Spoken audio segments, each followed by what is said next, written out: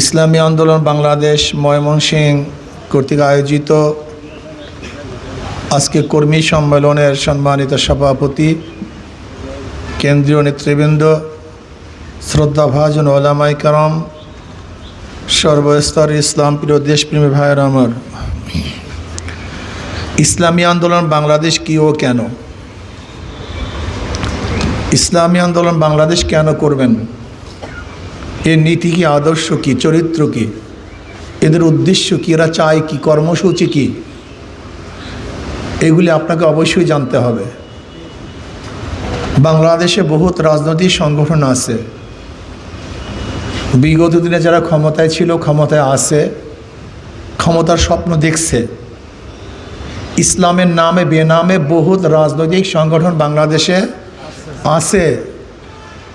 এমন অনেক সংগঠন আছে যে ইসলামী আন্দোলনের চেয়ে অনেক বেশি শক্তিশালী, তাদের এমপিও বেশি, অর্থও বেশি, প্রচার প্রসারও বেশি। এরপর আপনি ইসলামী আন্দোলন কেন করবেন? একটা প্রশ্ন আছে কি নেই? এইটার জবাব আপনাকে অবশ্যই জানতে হবে। ইসলামী আন্দোলন বাংলাদেশ কেন করবেন? দুনিয়া আখরাতে কামিয়াবি হওয়ার জন্য, মুক্তি পাওয়ার জন্য। দুনিয়াতেও শান্তি, আখরাতেও মুক্তি। এটা প্রথম মাথার মধ্যে ঢুকান।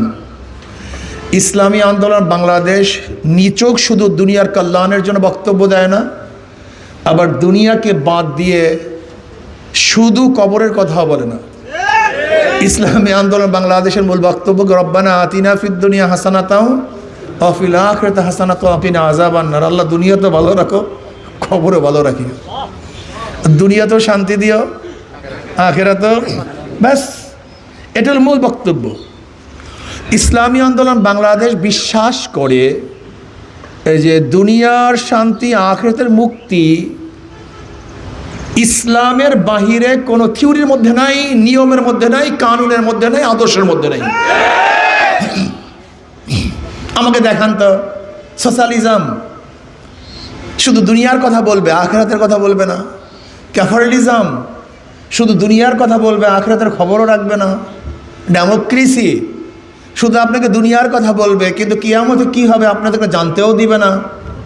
সমাজতন্ত্র না, এখানে আখিরাতের কোনো সাবজেক্টই নাই। ধর্মনিরপেক্ষবাদ, আখিরাতের কোনো সাবজেক্ট নেই। তা দেখেন, ডেমোক্রেসির মধ্যে, সোশ্যালিজমের মধ্যে, ক্যাপিটালিজমের মধ্যে, কমিউনিজমের মধ্যে কোনো জায়গাতেই আখিরাতের কোনো বক্তব্য নাই। আবার ইসলামের নামে অনেকেই আছেন যারা মানুষ দুনিয়াতে কিভাবে শান্তিতে থাকবে, মুক্তি পাবে, সে বক্তব্যও দেন না। ইসলামের মধ্যে দুনিয়াতে শান্তির কথা আসছে কি আসে নাই? তো ইসলামী আন্দোলন কি চায়? দুনিয়াতেও শান্তি, আখিরাতেও মুক্তি। ব্যাস, এটা প্রথম ঢুকান। তার মানে ইসলামী আন্দোলন নিছক শুধু রাজনীতি করে না, তারা ইবাদত করে। কি করে ভাই? ইবাদত করে। আমি বিশ্বাস করি, কি বিশ্বাস করি? ঘরের থেকে বের হওয়ার পর থেকে আবার ঘরে ঢোকার আগ পর্যন্ত যতক্ষণ ছিলেন এই কাজের মধ্যে, যদি আল্লাহর উদ্দেশ্য হয় প্রত্যেকটা কদমে, প্রত্যেকটা শ্বাসে সে আপনার ন্যাক হবে। এটা আমার বিশ্বাস। কেন? এখানে আমি আসছি আল্লাহর জমিনে আল্লাহর হুকুমাতকে কায়েম করার জন্য। এটা আমার উদ্দেশ্য,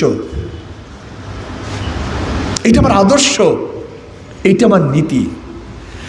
ইসলামী আন্দোলন বাংলাদেশের নেতা এবং কর্মীরা, সমর্থকরা, অন্য অন্য দলের কর্মী এবং সমর্থকরা যাহা কিছু করে, যাহা কিছু পারে, আপনি তা করতেও পারবেন না, করা উচিত হবে না। যেমন ধরে নেন, অন্য অন্য দলের কর্মীরা, সমর্থকরা মিথ্যা প্রোপাগান্ডা ছড়িয়ে দিবে আপনার নামে। এই চরমন হুজুর এই করছে, সেই করছে, ওই হোটেলে ধরা পড়ছে, ওরকম করছে, তরম করছে। এখন আপনি চরমনের সমর্থক হয়ে আপনিও তার নেতার বিরুদ্ধে মিথ্যা ছড়াবেন? এটা পারবেন না। তারা ছড়াক, আপনি পারবেন না। এটা হারাম, জায়েজ নেই, এটা জায়েজ নেই। আপনার চরমনের হুজুরদের বিরুদ্ধে এই মেয়ে কাণ্ড, অমুক কাণ্ড, তমুক কাণ্ড দেখেন নাই, দেয় না, কিন্তু আপনিও তাদের নেতার বিরুদ্ধে মিথ্যা ছড়াবেন? এটা পারবেন না, এটা হারাম, জায়েজ নেই। কাযযাবাল্লাযীনা মিন ক্বাবলিহিম ফাআতাহুমুল আযাবু মিন হাইসু লা ইয়াশউরুন ফাআযাকাহুমুল্লাহু খিজিয়া ফিল হায়াতিদ দুনিয়া ওয়াল আযাবুল আখিরাতি আকবার লাউ কানু ইয়ালামুন। যদি মিথ্যা ছড়ান তাহলে আল্লাহ পাক রব্বুল আলামিন দুনিয়ার মধ্যে লাঞ্ছিত করবেন, অপমানিত করবেন, অপদস্থ করবেন।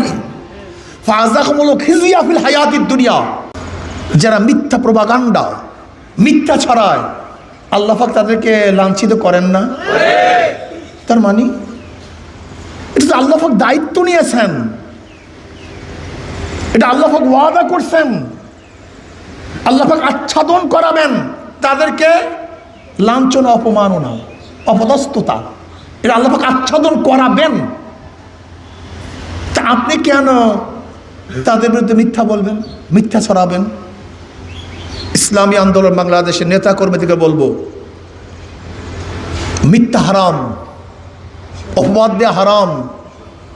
অপবাদ দেয়া, এটা তহমাত দেয়া, এটা কিসাসের আওতায় পড়ে, হুদুদের আওতায় পড়ে। কোন অবস্থাতে কাউকে তহমাত দিবেন না। আপনার নেতা কর্মীদেরকে যতই তহমাত দেখ, আল্লাহর কাছে ছেড়ে দেন।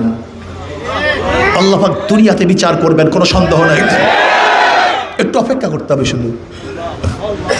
আল্লাহ পাক ছাড় দেন, ছেড়ে দেন না।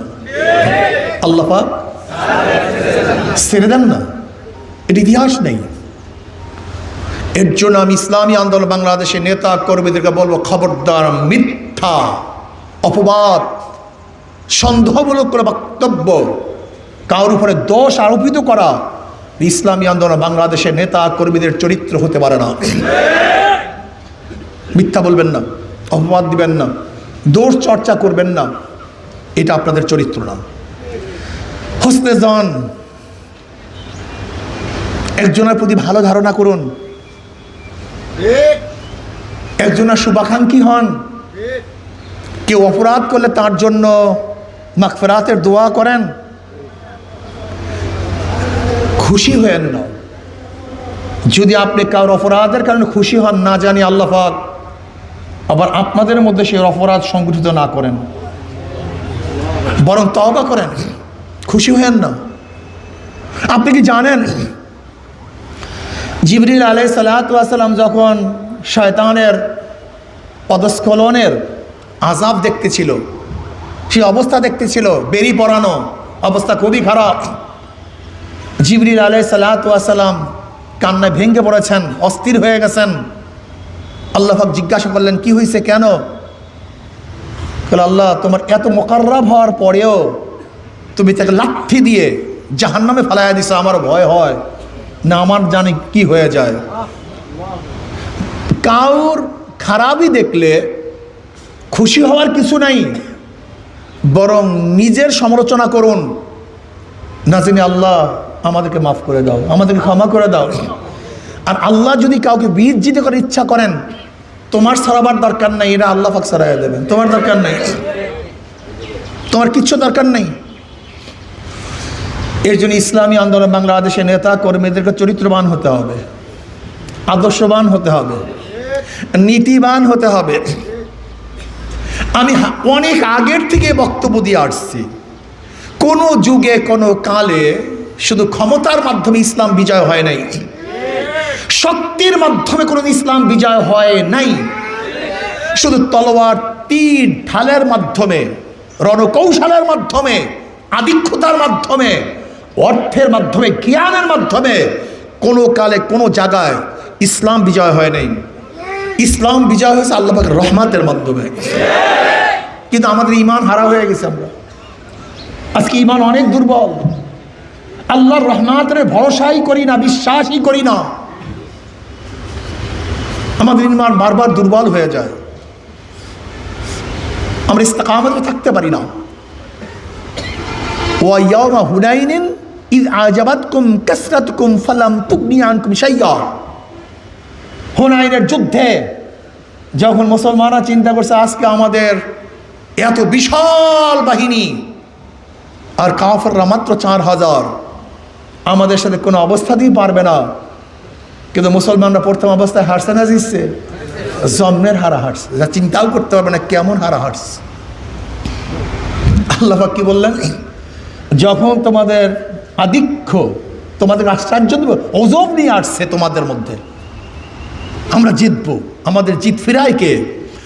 ফালাম তুগনি আনকুম শাইআ, কোনো উপকার হয় নাই তোমাদের আধিক্যতায়, লাভ হয় নাই। ইসলামী আন্দোলন বাংলাদেশের প্রত্যেকটা নেতা কর্মীদেরকে আল্লাহর উপর ভরসা রাখতে হবে, এই ঈমানকে মজবুত করেন, তাকওয়ার উপরে থাকতে হবে, আল্লাহর রহমতের ভরসা করতে হবে এবং বিশ্বাস করতে হবে আল্লাহ পাক বদরের ময়দানে স্বল্প সংখ্যক মুসলমানদেরকে বিশাল কাফের বাহিনীর বিরুদ্ধে যদি বিজয় করতে পারেন, সেই মাওলা ইসলামী আন্দোলন বাংলাদেশের স্বল্প সংখ্যক এই কর্মীদেরকেও বিশাল বাহিনীর বিরুদ্ধে বিজয় করতে পারেন। সময় তো আসতে হবে ভাই, কথা কয় না। জোয়ার আসার সময় আছে কি নাই? আগে আপনি জোয়ার করবেন কিভাবে? ভাটা হওয়ার সময় আছে, এর আগে করবেন কিভাবে?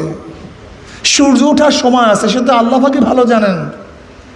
সূর্য ডোবারও সময় আছে, মানুষ জন্ম হওয়ারও সময় আছে। ইসলাম হুকুমাত কখন কোন জায়গায় কায়েম হবে সেটার সময় আছে কি নাই, সেটা কে জানেন? পাগল হয়ে গেছেন কেন? অস্থির হয়ে গেছেন কেন? ইন্নাল্লাযীনা ক্বালু রাব্বুনাল্লাহ সুম্মা ইসতাকামু, যারা ইস্তিকামতের উপর থাকবে, ইস্তিকামত। ইসলামী আন্দোলন বাংলাদেশ কি চায়? আল্লাহর জমিনে আল্লাহর হুকুমত কায়েম করতে চায়। ইসলামী আন্দোলন বাংলাদেশ কি চায়? শরিয়া আইন বাস্তবায়ন করতে চায়। কবে হবে জানি না। ইসলামী আন্দোলন বাংলাদেশ চায় আল্লাহর জমিনে আল্লাহর হুকুমত কায়েম হোক, এর জন্য তার উৎসর্গ করবে সব। ইসলামী হুকুমত কবে হবে? আগামী বছর বলেন, 12 বছর পরে, 100 বছর পরে, 1000 বছর পরে? আমি জানি না, আপনি জানলে বলেন, আমি জানি না। আমি চাই ইসলামী হুকুমাত হোক, ইসলামী হুকুমাতের জন্য সব কিছু উৎসর্গ করব, কারণ আমাদের জান মাল আল্লাহ পাক ক্রয় করে নিয়ে গেছেন। ইন্নাল্লাহা আশতারা মিনাল মুমিনিনা আনফুসাহুম ওয়া আমওয়ালাহুম বিআন্না লাহুমুল জান্নাহ ইউকাতিলুনা ফি সাবিলিল্লাহি ফায়াকতুলুনা ওয়া ইউকতালুন। ইন্নাল্লাহা আশতারা মিনাল মুমিনিনা আনফুসাহুম ওয়া আমওয়ালাহুম বিআন্না লাহুমুল জান্নাহ। ক্রয় করেছেন, নিশ্চয়ই ক্রয় করেছেন আল্লাহ মুমিনদের জান এবং মালকে জান্নাতের বিনিময়। এটা বিকৃত মাল, আমাদের জান, আমাদের মাল, এটা কে ক্রয় করেছেন? তো এই মাল নিয়ে, এই জান নিয়ে এত টেনশন কেন? এটা তো বিকৃত মাল, এটা বিকৃত হয়ে গেছে। আল্লাহ পাক এই কথা বলেন নাই আমি মুনাফিকদের থেকে, মুশরিকদের থেকে, কাফেরদের থেকে জানমাল কিনছি। আল্লাহ পাক কাদের থেকে কিনছেন? কথা কয় না। যদি আপনি মোমেন হয়ে থাকেন, আপনার জানমাল, কথা কয় না, ব্যাস এটা বিকৃত। যদি মোমেন হয়ে থাকেন, আর যদি মুনাফিক হন, কাফের হন, মুশরিক হন, আপনার থেকে আল্লাহ পাক জানমাল ক্রয় করেন নাই। কাজে বিকৃত মাল নিয়ে এত টেনশন কেন? যখন আল্লাহ পাক চাইবেন দিয়ে দাও, এটা মাল তো তার, এ জান কার, এ মাল কার, যখন চাইবে দিয়ে দাও। তোমার কাছে আমানত, আমানতের মাল যে আমানত রাখে, যখন চায় তখন দিতে বাধ্য হয়। আমার জান মাল আল্লাহ পাক আমার কাছে আমানত রেখেছেন, কিন্তু জান মাল কার? যখন চাইবে দিয়ে দাও, অকপটে দিয়ে দাও। যেমন আমানতের মাল খুশির সাথে দিতে হয়, যার মাল তাকে খুশির সাথে দিতে হয়, বরং দিতে পারলেই খুশি হয়। আচ্ছা, আমানত রাখছে, আমি দিয়া দিছি। ঠিক জান মাল আল্লাহ পাক যখন চাইবেন দিয়া দাও। ফায়াকতুলুন ওয়া ইউকতালুন, তারা মারে এবং মরে। এরা কি করে না? আগে মরে, আগে ফায়াকতুলুন ওয়া ইউকতালুন, আগে মারে তারপরে মরে। তার মানে মারতে গেলে শক্তির প্রয়োজন হয়, এর জন্য শক্তি সঞ্চয় করতে হবে। ওয়াইদু লাহুম মাস্তাতাতু মিন কুওয়া, শক্তি সঞ্চয় করতে হবে, শক্তি অর্জন করতে হবে। এইটা শক্তি, পাবলিক শক্তি, জনগণ শক্তি। জনগণের চেয়ে বড় শক্তি আর কিচ্ছু নেই। সবচেয়ে বড় শক্তি জনগণ, শক্তি জনগণ। আরে ভাই, ওয়াজ তো বুঝেন নাই। আল্লাহ পাক বলেন ওয়াইদুল মাস্তাতাদ মিন কুওয়া আও মিন রিবাদিল খাইল তুরহিবুনা বিহি আদুওয়াল্লাহি ওয়া আদুওয়াকুম। তোমরা শক্তি সঞ্চয় করো। সেই শক্তি কি? জনগণ। শক্তি কি ভাই? শক্তি হলো জনগণ। শক্তি সঞ্চয় করতে হবে, শক্তি অর্জন করতে হবে। কুওয়া, শক্তি লাগবে। শক্তি ছাড়া মারা যায় না, শক্তি ছাড়া। এই জন্য শক্তি অর্জন করতে হবে, জনগণকে সাথে নিতে হবে। জনগণের চেয়ে বড় শক্তি আর কিচ্ছু নেই। ক্যান্টনমেন্ট বড় শক্তি না, কামান বড় শক্তি না, অস্ত্র বড় শক্তি না, বিমান বড় শক্তি না। সবচেয়ে বড় শক্তি হলো জনগণ। জোরে বলেন কি? এই জনগণ যার সাথে আছে ক্ষমতা তার সাথে আছে, জনগণ যার সাথে নেই ক্ষমতা তার সাথে নেই।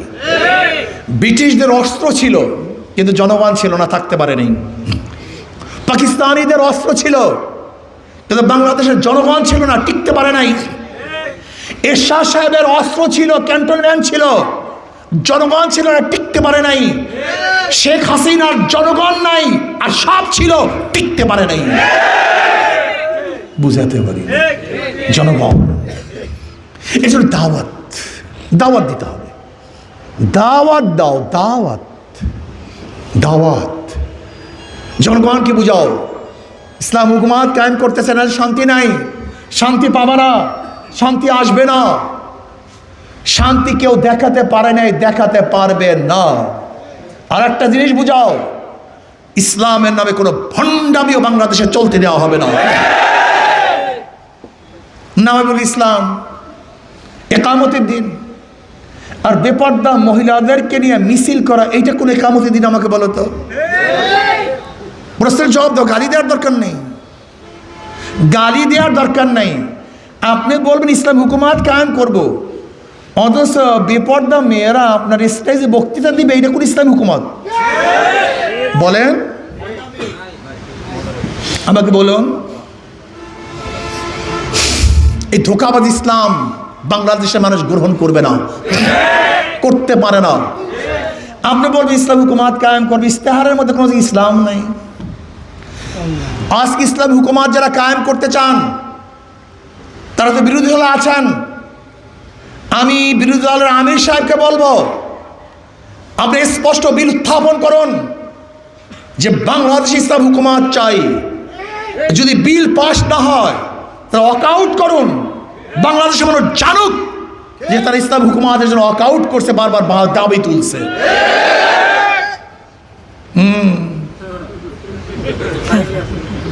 এটা ভালো দাবি না? প্রস্তাবটা ভালো না? এটা প্রস্তাব, আপনারা এটা করুন। আমি বিরোধী দলের প্রধানকে বলবো, আপনি ইসলামী হুকুমাত কায়েম করার জন্য, শরিয়া আইন বাস্তবায়নের জন্য বিল উত্থাপন করুন। এবং সবাইকে বলুন যে যদি ইসলাম হুকুমাত কায়েম না হয় আমরা সংসদ ত্যাগ করব, ওয়াকআউট করব। একটা নজির স্থাপন করুন, মানুষ বুঝুক। এরপরে আপনি ইসলাম হুকুমাত কায়েম করেন, বিজ্ঞ আলেমদের সাথে পরামর্শ করুন। কোনটা ইসলাম, কোনটা ইসলাম না, সেটা বুঝে শুনে তার ইসলামের কথা বলুন। নিজেদের মন করে ইসলাম বাংলাদেশে সাপ্লাই দেওয়ার চেষ্টা করবেন না। মন করে ইসলাম বাংলাদেশের মানুষ মানবে না, মানুষ মদিনার ইসলাম গ্রহণ করবে। কোন আজীব নিজেদের বানানো মডারেট মডিফিকেশন করা কোন ইসলাম বাংলাদেশের মানুষ গ্রহণ করবে না। আমি বাংলাদেশ সরকারকে বলবো, আপনি ইস্তেহারের মধ্যে যা লিখেছেন এটা বাস্তবায়ন করা আপনার দায়িত্ব। যদি ইস্তেহারের মধ্যে কোনো সরকার বা কোনো দল যাহা কিছু লিখবে, এরপরে তারা যদি সরকার গঠন করে নৈতিকভাবে সেটা বাস্তবায়ন করতে তাদের দায়িত্ব হয়ে যায়।